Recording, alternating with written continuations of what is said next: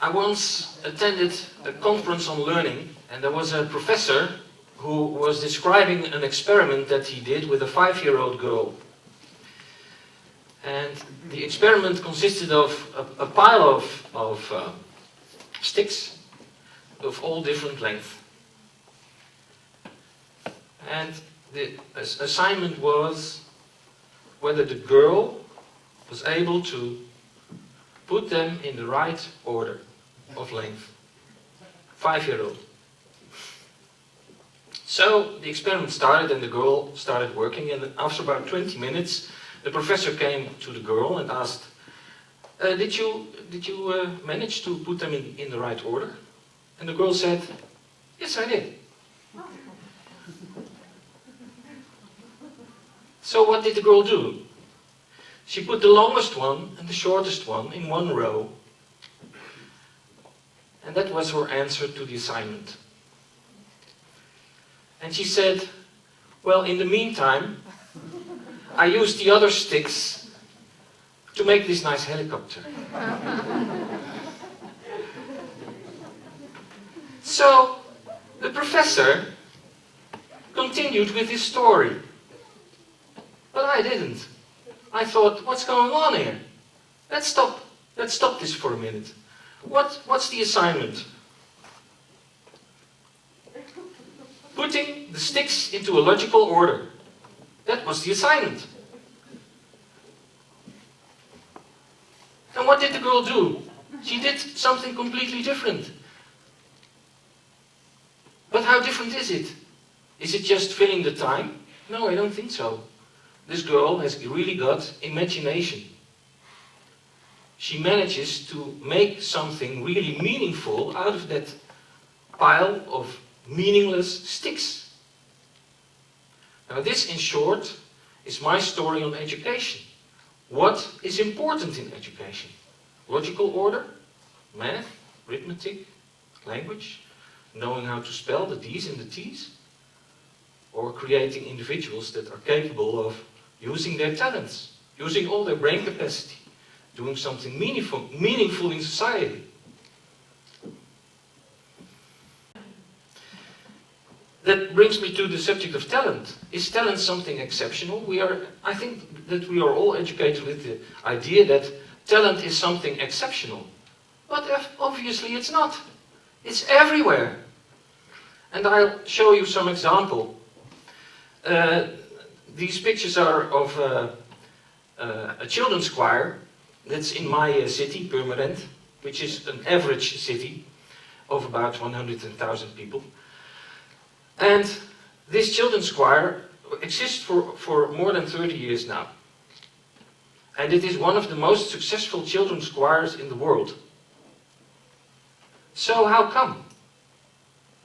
Is it because all of the talented children in Holland happen to live in Purmerend? No, of course not. Talent is everywhere. We just don't do enough with it. We don't grow it in our schools.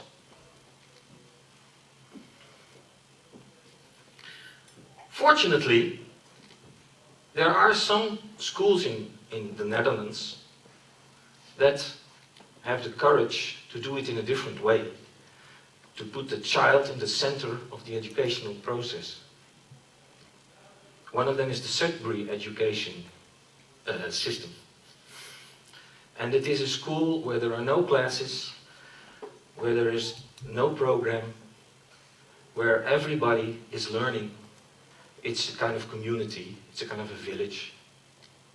And what is important, I think, is seeing how the children, how they grow, what's important in their lives after they've left that school. I have an example of that. Simon just left a Sudbury school in Beverwijk. He's 20 years old now, and he was asked to write something about what did he learn at the school. And I made a little wrap-up that's in the middle of the slide. And if you read all those things, He's not talking about math or economics or geography. He's talking more about being a self-confident person, being a well-grown individual, knowing how to make choices. Now that's something peculiar, isn't it? And we call that soft skills. Soft skills is a subject that is now just about 20-25 years a subject of study. Maybe a few of you know the books of Daniel Goleman about emotional intelligence, which he puts aside of cognitive intelligence. And there's a lot to do about that subject. And I think we really need that in our education. It has to do about joining the left and the right side of our brains. Now this girl of 5 years old, she used the right side of her brain.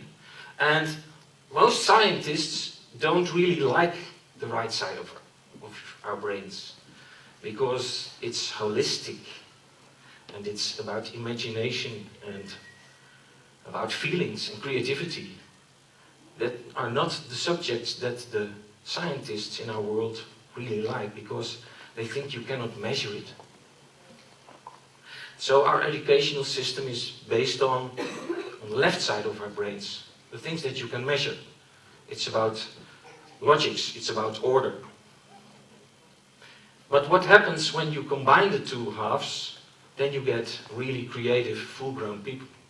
I recommend two books on that subject. The yellow one, that's Upside Down Brilliance. It's from Linda Silverman. She has studied especially the highly gifted children. And there is another book of Daniel Pink, A Whole New Mind, who really makes a beautiful sketch of the progress of the attention that the right half of our brain has nowadays. So what it's all about? I think it's about joy of life. And that goes on different places in our lives. Children have the ability to enjoy life as it is. And that happens on different places. It happens at home, in our family. It happens on the street, with your friends. And it also happens on school. The only problem is that in the schools nowadays, we have forgotten that. We have forgotten that it's all one whole. Now when I think about children and the logics of the growth of children, then I think about these four traits. There are two self-traits and two social traits. The self-traits are, who am I? I want to discover myself. And how do I express myself? The social traits are, I want to be part of the group. Most children do. But there is a fourth one, and I think that's very important. I want to be part of the group, but I also want to make my own contribution to the group. Everybody is unique, isn't it? Though we are social beings, we like to make our own contribution come true. And that's an important drive, because if you don't add that one, you get the hooligans. Now, my dreaming, I have a dream. When I think about the living school, the ideal school in my eyes, it consists of several elements. Self-awareness, creativity, socializing, doing projects with the group, and also the last one on the right side, it's just about knowledge. Of course, we need some knowledge, some cognitive knowledge to manage in our complicated lives, of course. But it has got its place. It's not the only thing that's important.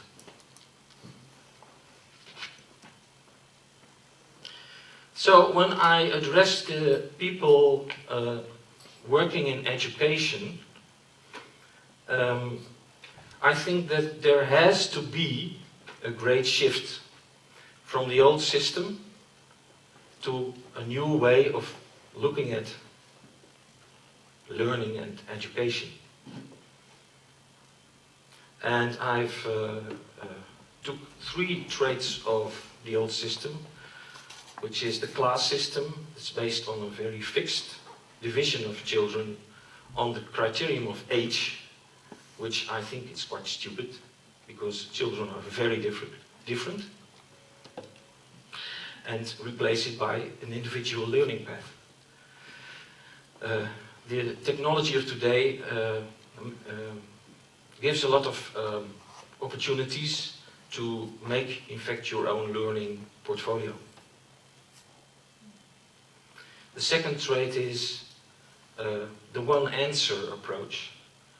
If we are on school, we have to answer the questions that the teacher gives us. And it's very reproductive, and it's not really stimulating our creativity. It's a little bit parallel to your story. And the third trait is memorizing. We mistake learning with memorizing. It's not about memorizing. It's about discovery, imagination, and real life. Now I come to my last slide, which is very much the same as this one, but I think it's the most important one. We have to do this.